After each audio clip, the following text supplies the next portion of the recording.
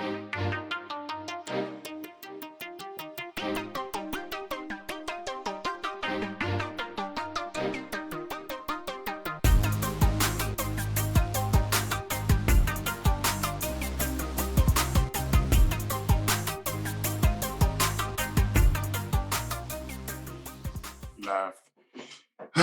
We back again. It's your boy, Devon Lassine. We are here also with Quan, the poet, who is out here on vacation time. Let me unmute you. Unmute yourself. Yo, yo, yo. What's up, people? So we are back today with another topic, another episode of Eavesdrop. Today we're going to be talking about Joe Biden's speech and some of the aftermath of what actually took place and some of the comments surrounding Senator Tim Scott as well as current Vice President Kamala Harris. So I know it's Sunday. If y'all could bear with me real quick, it's going to be real quick, straight to the point. Before I start, can you, everybody who is in the room with us, can you please hit the like button? Also, please share the video if you can, and that helps as well with everything else. And if you also want to call in, the links are below. Whether you want to address and go to the articles that I'll be using as reference points, and also Joe Biden's whole speech, which I think everyone should watch. It's important. Are now trying to make it illegal without really addressing the larger issue, because people are going to smoke cigarettes. You're now just going to create a situation in an environment where you're likely to increase the policing issue that we have in the country, because now we're going to have people getting them illegally, and it's going to be criminalized. So again, the intent is good.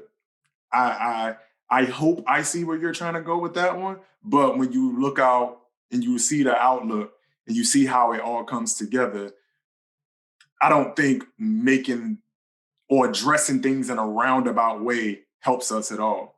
But what did you have to add to that, Quan, in terms of the speech? I don't know if you saw it or not.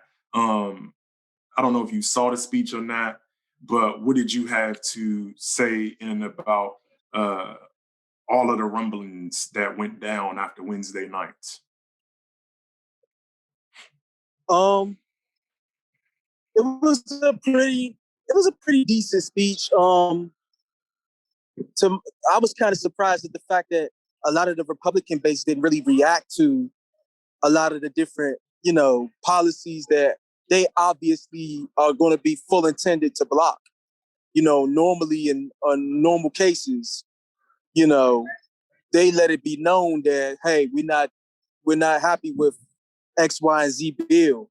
But this year they were, somewhat tame. But as far as the policies are concerned, I just feel like you just throwing a bunch of money that no one's going to approve of. Like, I get what you're saying and I get the intent behind it. But at the end of the day, like, what are you selling what are you selling to the other side other than we're going to spend a bunch of money? Because if that's what you're selling, then that's going to get struck down every day of the week. And that's what I'm saying is the issue to me is that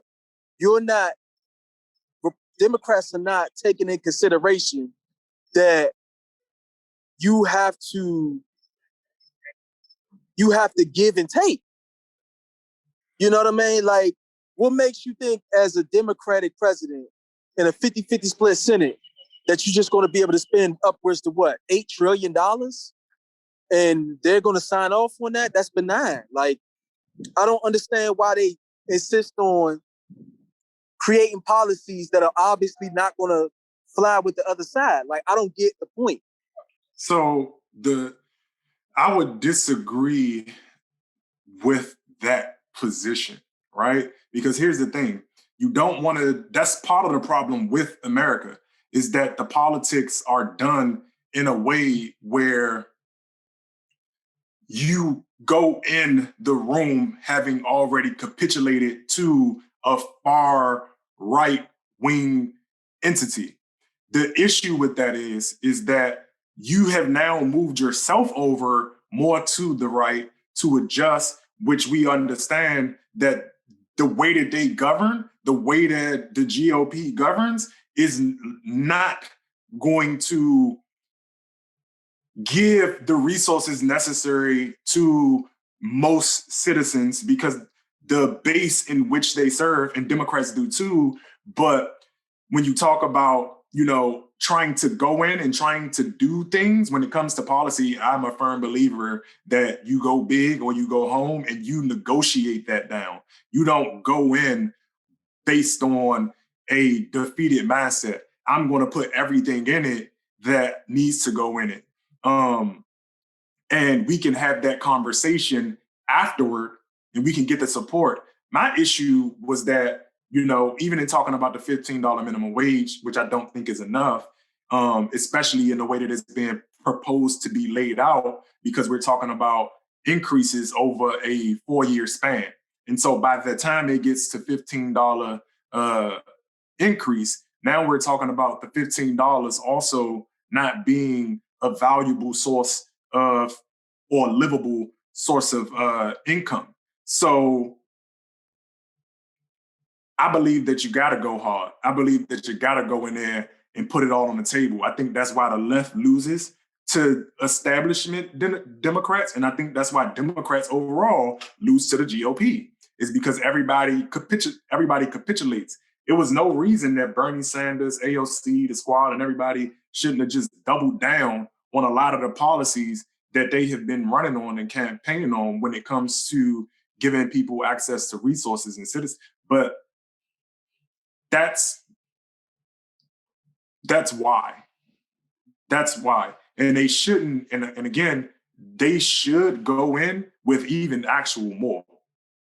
It should be more, to be honest. And it should be also reparations on these conversations and windmills, because again, if we're talking about addressing actual white supremacy is strictly derived out of race and the creation of race for business endeavor slavery, which produced the largest amount of wealth for a nation in history. We need to, if we're really going to have a serious conversation, we need to do that, because part of the reason why we don't get reparations is because people enter policy with how you just said. So it's like, oh, well, I know don't nobody care about no black people. I know black lives don't matter. So I'm not about to go in here and debate and try to get people on board with reparations, because reparations is this pipe dream. And that's how people treat it. But it's sad because we look at the way other communities are advocated for and with. That is not how the conversations go. It is, we need this thing now. We have to do this thing now. We must do this thing now, because these people have been hurt by something, a particular thing, a particular people, etc. So it has to be done in a way where you can't care about what opposition is going to be opposition. You go in with what you know, you go in with what you do, and you let it rock.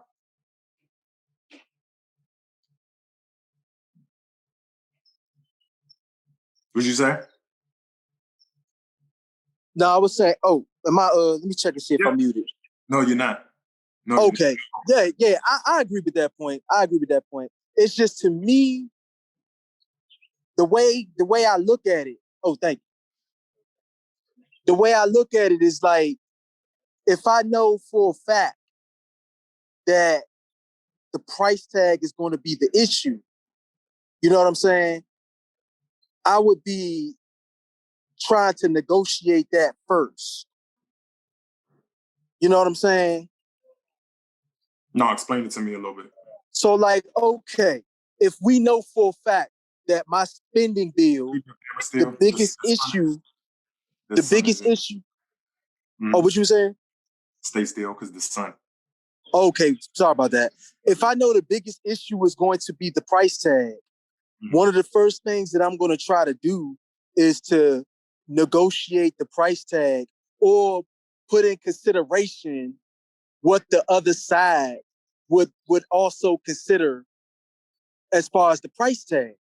Because again, you could go big all you want, but the problem I have with the Democrats is they don't move off of being big. So it's like, okay, you're not going to move. You're just going to want what you want, not realizing that you have to get a majority of both. So I'm just going to slice you down.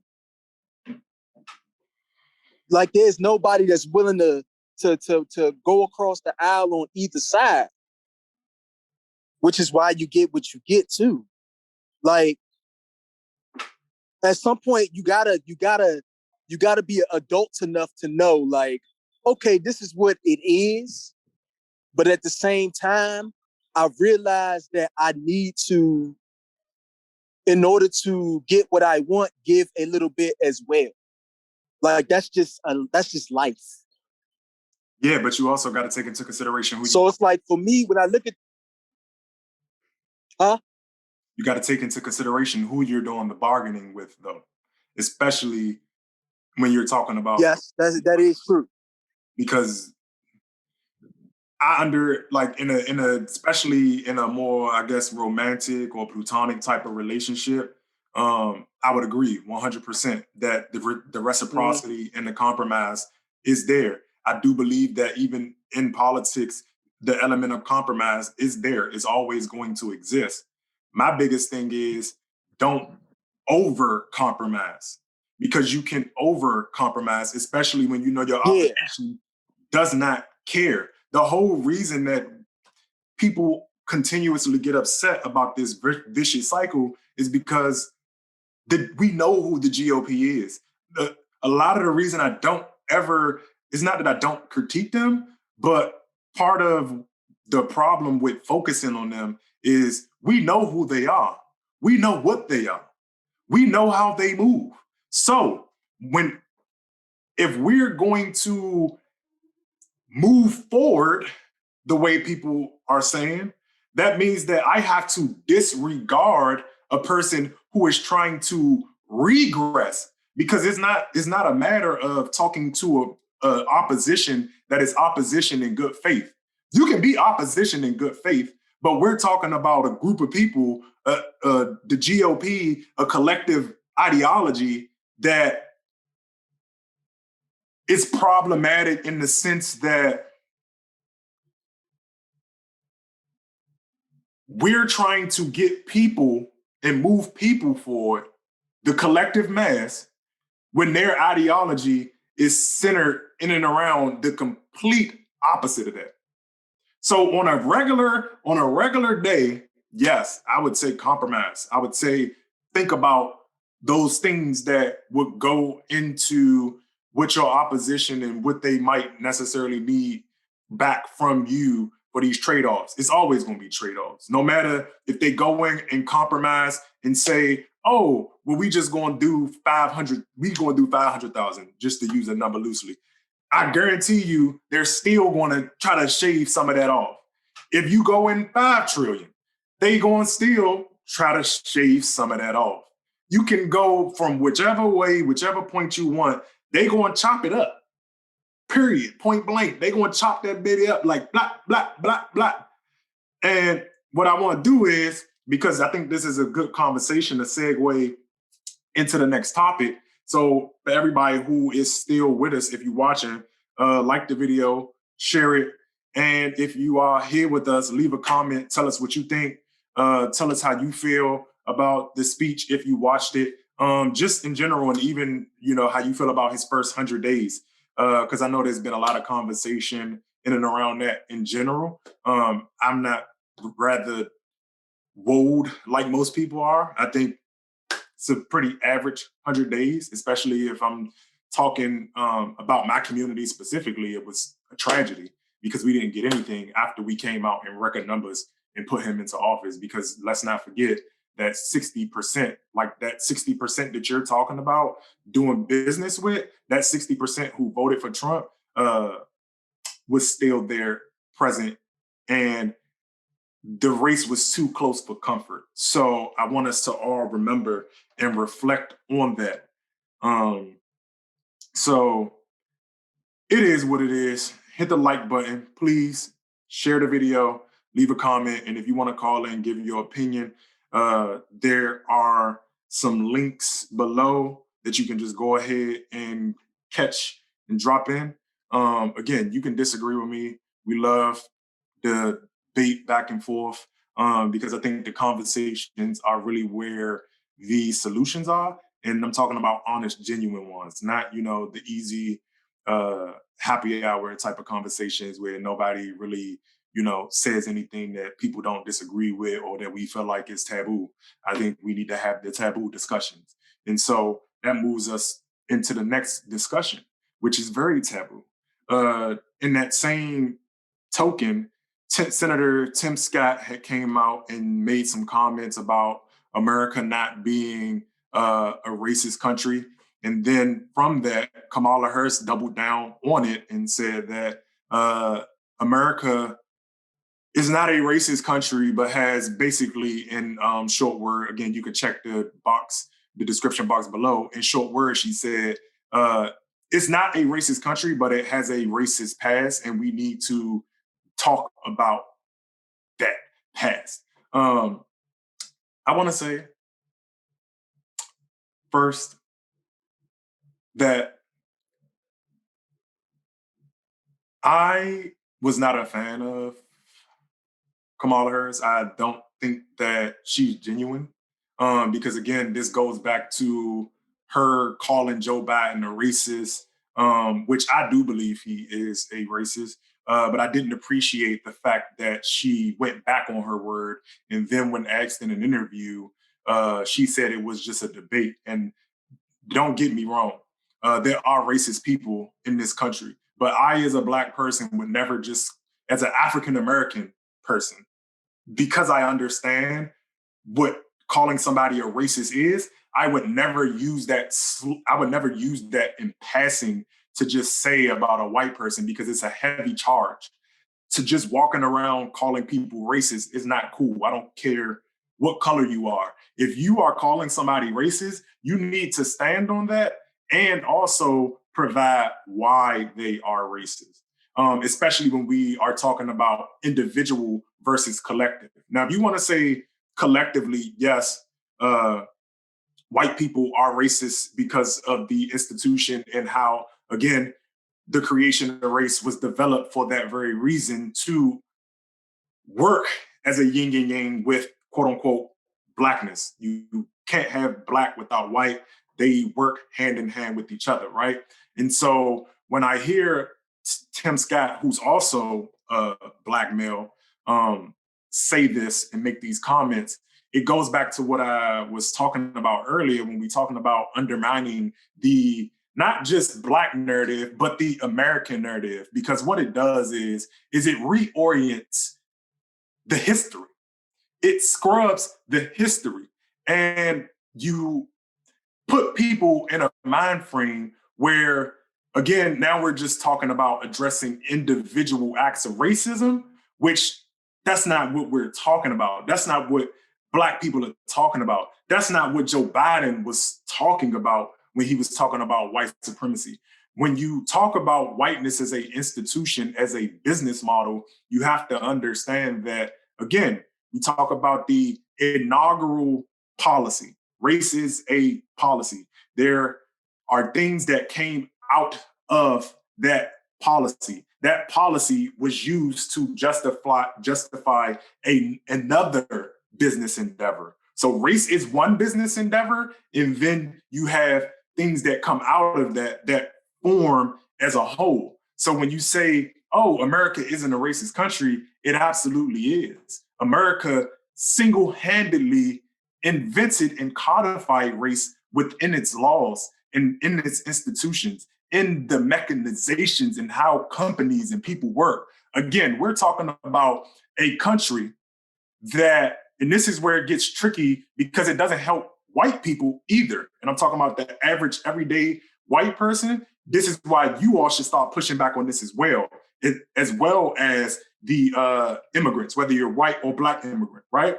Because you have to understand that when you are talking about this as an institution and scrubbing history in the way that they're doing, it does not give you a foot to stand on. Because if I recall correctly, if you were a white person who tried to help a black person, you could also face death and meet death. The reason that I bring that up is because when you say America is not a racist country, no, in fact, everything in and around us is driven on race. And you can argue that the same thing still goes on to this day, because essentially what that is an incentive to turn a blind eye to an issue that doesn't impact you. So wealthy white men and women impose their ideology onto the subordinate white groups to look, you do not intervene in this atrocity. If you intervene in this human rights issue, we will kill you too. And the same thing is the case now, because if you, as a white person, outwardly make certain stances and positions, you will be cast down too. You will be kicked out the institution too, because you are going against not an individual, you are going against whiteness. That's why, again, when Quan was speaking earlier, that's why I disagree with going and making deals with people who have this type of ideology. No, it gets us nowhere. I will rather you just fight me mano a mano, because we can continue on that way. We can continue acting like it's not an issue. But as I always say, what America will do is revert right back to the tyranny and the monarchy that they fled to build this nation. Why? Because, again, if the whole business model, because we outside of individuals, we have laws that were put on the books. Segregated government, segregation was a thing. Employment, segregation, that's a policy that has influenced every business, every endeavor. It has influenced the position that we're in. So when people also say, oh, well, you can just do it. No, you are in a position because it is from policies that were put in place to create that position. So you have war on drugs, you have covenants, you have redlining, you have all of these different things that influence how people move. So even if you aren't a racist white person who strongly feels that I don't necessarily hate black people, but guess what? For you to survive and matriculate, you have to shun and move away from black people. Because even the person who says to you, you know what? I'm not racist because I don't want to live around black people. I can hear that and I can take that. You want to know why? Because they're not talking about hating an individual person. But when you understand how the economy works, when you understand how housing works, when you understand how appreciation works, and you understand that the way the covenants and the red lines were written up and drawn, and the purpose and the reason as to why they were drawn, for the outcomes as to what they wanted, a person understands, and this is how you also get black flight. Black people leaving inner cities. Why? Because I want to have my child in a place where schools aren't underfunded. I want to be able for my house to appreciate at the rate in which it should and not be under and devalued. I don't want to live in a food desert. I don't want to live in an environment that has been created to create a cycle of poverty. So both can be true. Yeah, He doesn't necessarily have to be racist in the way that people think about racism from an individual lens, but you are still practicing and perpetuating race in America because you're feeding a particular narrative. So when you talk about it, you have to be very, very careful and respectful in the same way that we or any other group would be asked to respect the community and the lineage and the story that goes along with it. I think it's highly disrespectful to African Americans that people just say random stuff like this built America, that built America, that built America. Racist isn't this. You all are just tripping because before Trump, everybody was telling us we was crazy. They was telling Black people we crazy because we just lazy. Immigrants come over to America. Y'all just lazy. Y'all don't take advantage. No. Trump showed you exactly what America is.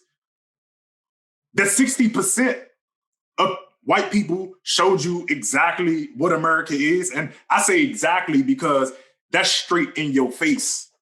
Because we still have issues with people in the Democratic Party and just liberal, quote unquote, white people or POC people who are also perpetuators of racist ideology, of racist narratives. And yes, it is attached to slavery. Yes, we are not going to get progress if we don't address it through reparations. So like all of these bills can be wrapped into reparations because why? When you address that issue through reparations, and again, this is why reparations helps everybody, including you, white people, white, average, everyday working people. Because when you look at the corporations that came up during that time, when you look at the people who accumulated a lot of the wealth during that time based on the racist practices, based on being able to have access to capital, what you see is those same people, which is why the GOP still reigns supreme, because that money is attached to that group of people who are the uber wealthy. Do you have defective people who are not that way? Absolutely. I'm not just saying every wealthy person is racist. But what I am saying to you is a large number of them, how they accumulated and even passed down those transfers come from having that advantage. So if you don't do that, white people, it's hard to have labor fights. It's hard for you to get away from that tag. I'm for removing Black, all of that stuff. I don't want to do Black, white, Latino, or Asian no more. No. What we're going to do is that we're going to go around the room in the same way we do like the his, hers, and the pronouns and all of that. We're going to specify. You El Salvadorian? Okay. You Spaniard? Okay. You're Irish? Okay. You're African American? ADOS? Okay. You're Senegalese? Okay. And let's figure out how to propose specific solutions and solutions that intersect. Because we can't keep doing the aggregated thing, because that's also a part of race and racism. Every time we do that, you manipulate a narrative. And how can I put this? You manipulate the narrative by omission. Because when you use catch-all terms like white, Black, Asian, and Latino, who else is in there? What else is in there? Because you can say Black, and Black can speak to so many different people that do not have slavery attached to their lineage. So it does not impact them the same way. They do not have the same issues as a result from being in a country that was hyper violent economically, physically, mentally, to a targeted group of people. Because again, even when we look at history, it tells us that the whole way that this thing works, because Indians, or Native Americans, I'm sorry, Native Americans as well as Asian people and Latino people could claim whiteness. So that means that, look, if you are willing to turn a blind eye to what America does, whether it be its imperialism, whether it be its domestic terrorism, you will be rewarded just for turning a blind eye to it, which is why so many people are just willing to say, well, it's not my problem. But guess what? It's going to catch up.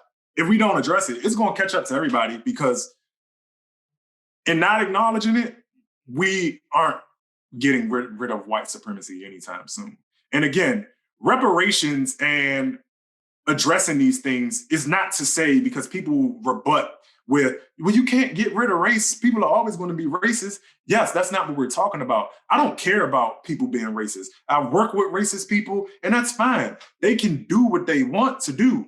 What we're talking about is, again, gutting the wealth, the power, the influence, and the capital, so that they don't have the power to impose their will on the institutions that make up America.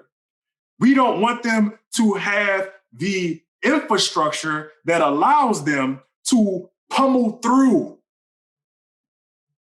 You can be racist, but be racist over there. I don't care. I don't like some of y'all either. And that's not a bad thing. Everybody ain't gonna like everybody. Sheesh. We've gotten into this space where it's like, oh, well, people are still gonna be racist. Well, guess what? People still, even with the Asian hate crime bill, they still are people who don't particularly care for them. But guess what? They have policy to incentivize behavior, because now if you do something to one of them, there is a consequence and a penalty that comes along with it. That's what we're asking for. We just asking for the same level of accountability that everybody asks for. And I don't know why people try to make us crazy for it. And I don't know why us as a people be feeding into it. Like, how we don't support reparations. I just be so confused sometimes. Like, how, Sway? Like, yes, it's a hard bill to get passed. Why? Because part of the whole reason that reparations is such a hard bill to get passed is because America is a racist country. So to say that is just like the completely just is like, oh my God, why would you ever say such a thing? Did we not just see like the last 2 weeks of police brutality that targets a specific group? Because again, people will say, oh, well, police do that to all. We're talking about at the rate at which it does and who it specifically targets. And even when I'm talking to the POC family, I need y'all to understand, you all are bystanders in a war. You all are collateral damage. Your fair share of mistreatment too, but understand why you're getting your mistreatment.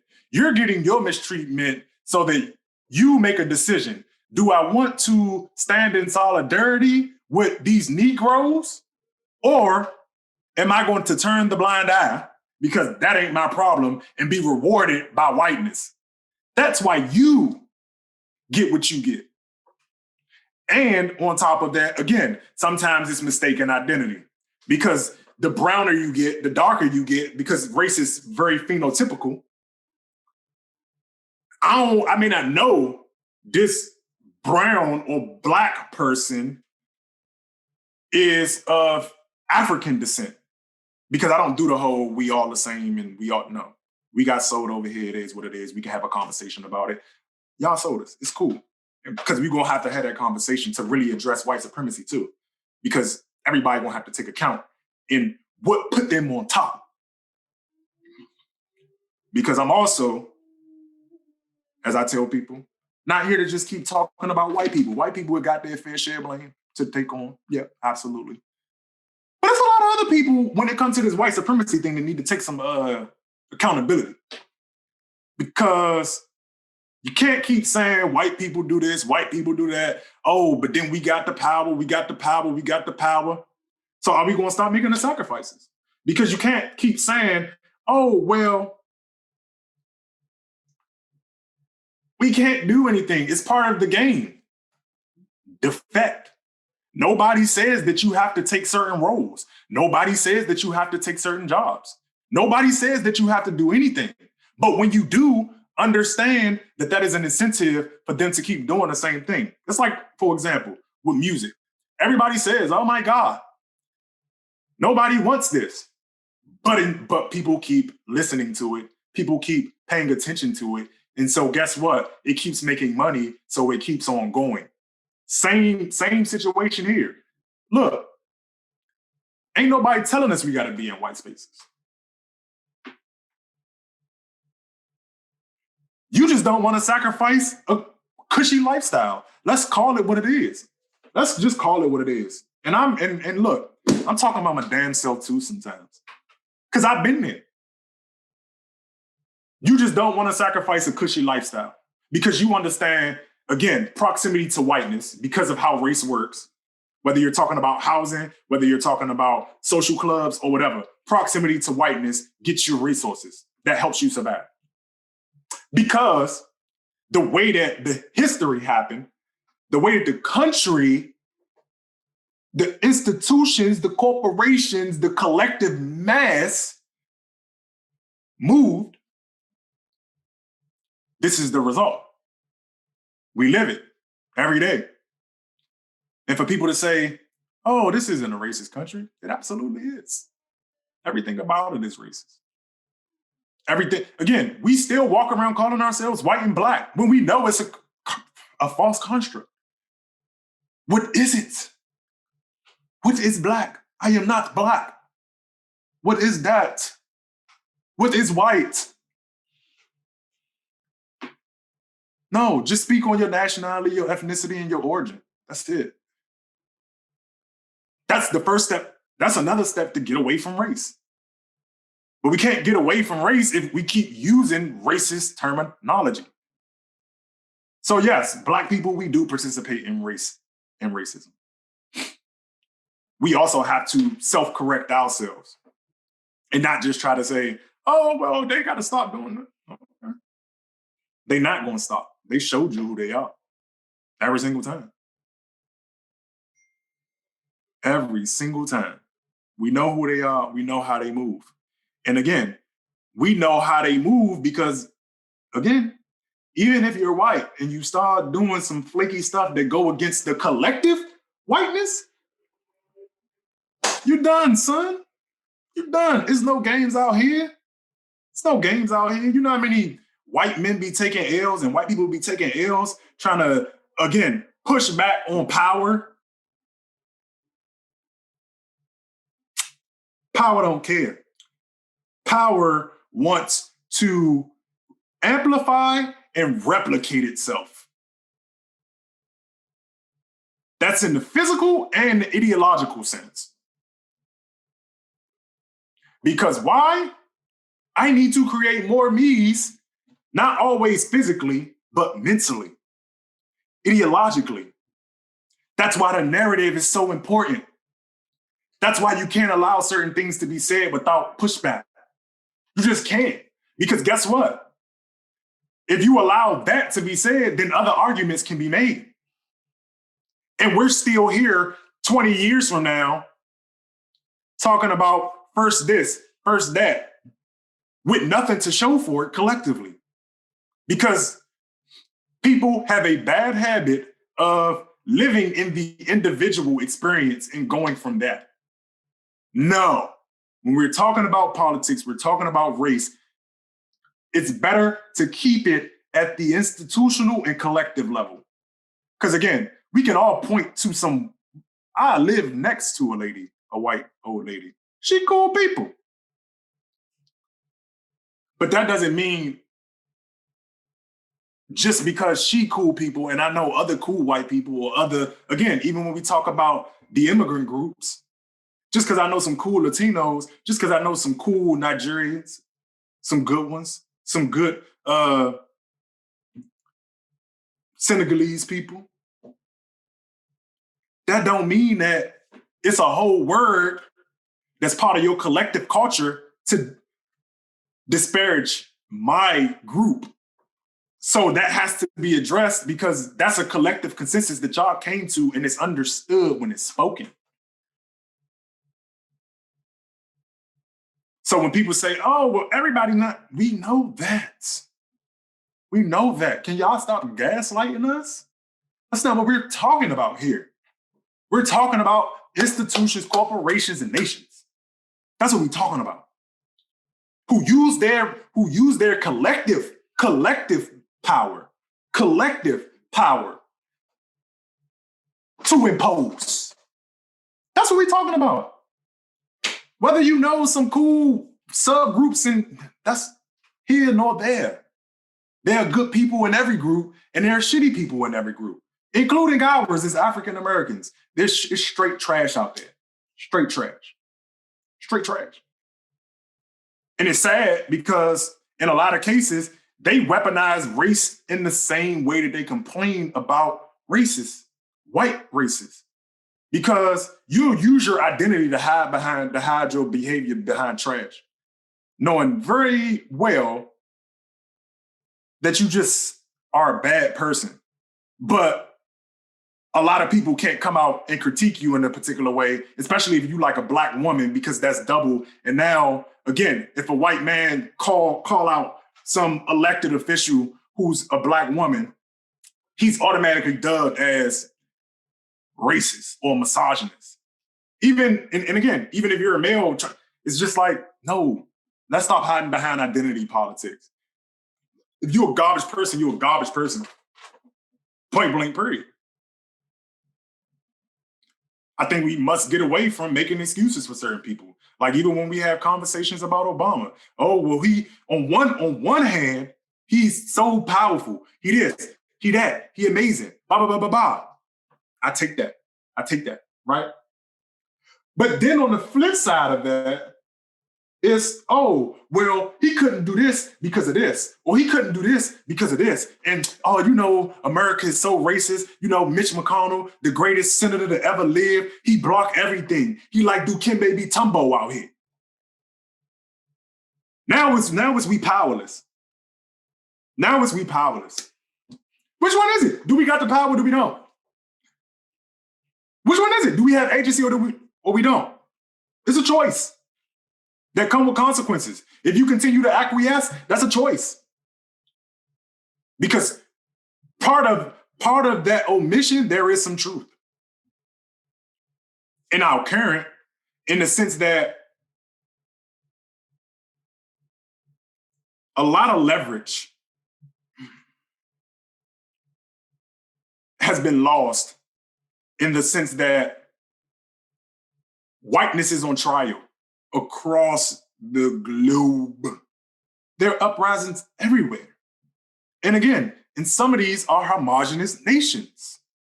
This is why I say, white people, it is your issue. Asian people, it is your issue because we gotta address y'all too, because y'all also are anti-Black, African American. Latinos, it is your issue. New immigrants coming into America, I pray for you. Because make it make sense. We're still talking about a group of people who can't get redress because America is a racist country, but you're also still bringing in new people to just be exploited through labor. Make it make sense, please. I would love for somebody to call in, chop it up. Look, you could disagree with everything I'm saying. If you feel like America ain't a racist country, please explain to me how not. If you think it is, please explain to me how so. Because what we also got to do is start understanding that just because we have the same ideologies and come to the same conclusions, don't mean we got there the same. Because how you get there also matters. Matters very much. So, Quan, do I still got you on the line, bro? Yeah, I'm still online. Man, what you think about the whole America is not a racist country thing? I think, hold on, let me put my volume up. So it's crazy because on my way there, I was reading Color of Law, and in the book Color of Law, they literally break down like everything was built upon race. The water system, the way buildings were made, Mm-hmm. everything was race based. Like ghettos weren't even for Black people until they decided that they wanted to separate the races. Like all of these things that we interact with every day was built in and around race. There's a reason why water tastes different in a Black community as opposed to a white one. There's a reason why the what do they call it? The treatment plants for there's a reason why there's always one in the Black community and never a white community. Like there's a reason why the highways are built in a way where they bypass the Black Black neighborhoods. communities. Black Like communities. you come on now. Like what do people not like? I need people to believe what they see. And like what are people not seeing? Like how could you like even with what was this the South Carolina Going out. I'm gonna let you. I'm gonna let you get yourself together. You going out? Let me see. But no, he right. He right.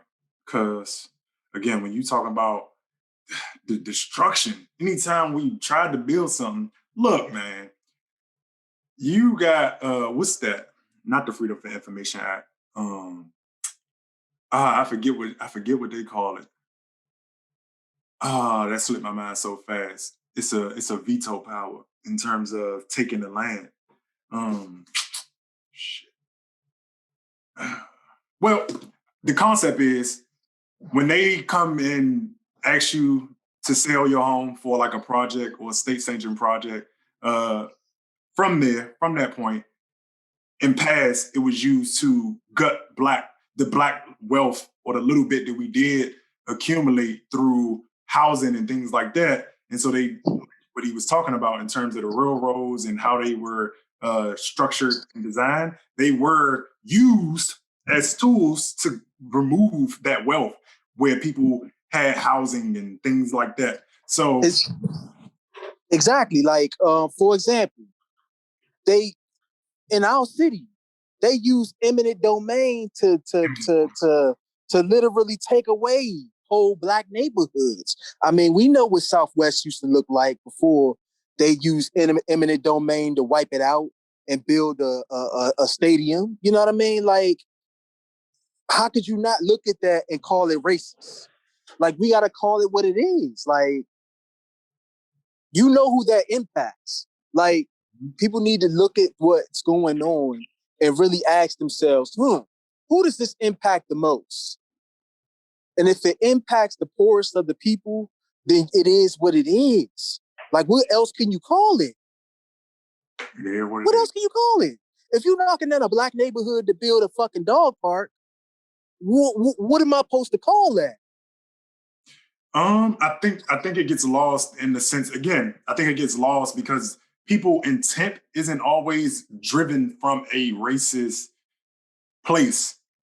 Like, and that's why I use the example of the white flight and black flight thing because people get confused because it's like, well, I'm not trying to be racist, so I'm not racist because I'm just doing this thing. I just want a dog park. It's you just don't understand the impact. And that's where the universe is hardcore because it doesn't care about intent. It's just about the outcome of the action and the behavior. And again, if we weren't if the country had not done what it did and does what it continues to do, you could make the argument that a dog park would not be a form of gentrification, which is again not racist through intent, but it is a cycle that comes about from how race impacted housing. Just because, again, if you're white in a white community, this is why I always had pushed back on the whole, oh, people saying we're going to gentrify our own neighborhood. You can't. The way black was defined and created, the moment we in slew and droves moved over to, let's say, Georgetown, that depreciates because of your blackness. Your blackness is tied to depreciation of assets. Okay. So, with that being said, people don't understand, like, look, you don't have to have the intent for the impact to be there. And that's where that's why I just say it's blind spots. And that's where I don't particularly care for Black people who play in white people's blind spots. And white people, watch out for these kind of Black people, right?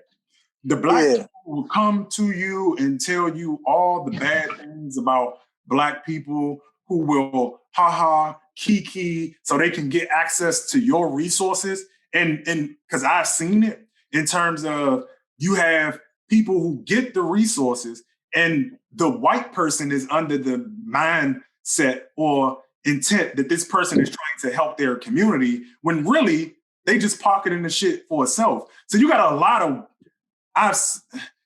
white people who confuse is like, well, y'all got this money, that money, this money, that money. Where the fuck is it going?